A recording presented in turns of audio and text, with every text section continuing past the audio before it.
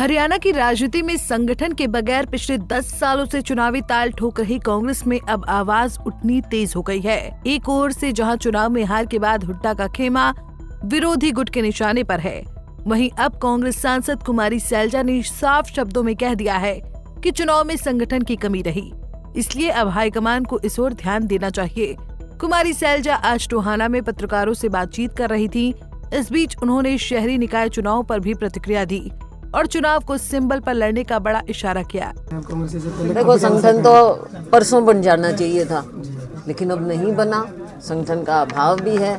हम तो शुक्रगुजार हैं अपने हलके के, सिरसा के, टोहाना के, क्योंकि टोहाना में मैं बैठी हूँ अभी, कि लोगों ने हमारा इतना साथ दिया, कांग्रेस का साथ दिया है, कांग्रेस में आस्था रखी, कांग्रेस की विचारधारा में आस्था रखी। लेकिन संगठन का बिल्कुल बेशक अभाव है और हम उम्मीद करेंगे कि संगठन की ओर ध्यान दिया जाए और उसकी भरपाई हो।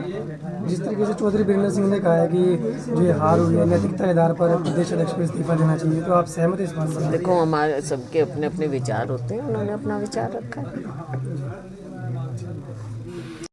कैसी तैयारी है, क्या मतलब? देखो, हमारे लोगों की तैयारी है, सब पूरी तरह से इसमें तैयार हैं, लेकिन अभी पार्टी का फैसला होगा कि क्या कैसे करना है, तो उसमें जो भी फैसला हो, हम पहले जब मैं अध्यक्ष थी उस समय सबसे बातचीत करके फैसला हुआ था कि निगमों में हम सिंबल पर चुनाव लड़ें।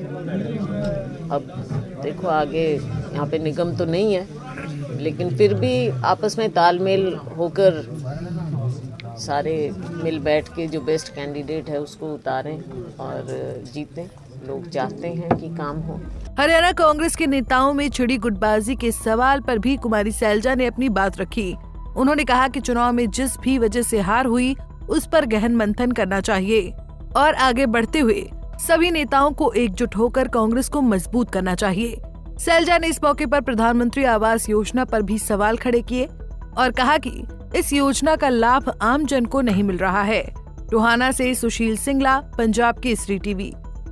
हमसे जुड़े रहने के लिए हमारे YouTube चैनल को सब्सक्राइब करें और नई वीडियो की नोटिफिकेशन के लिए बेल आइकॉन को दबाएं। अगर आप ये वीडियो Facebook पर देख रहे हैं तो लाइक जरूर करें और ज्यादा से ज्यादा शेयर करें। धन्यवाद।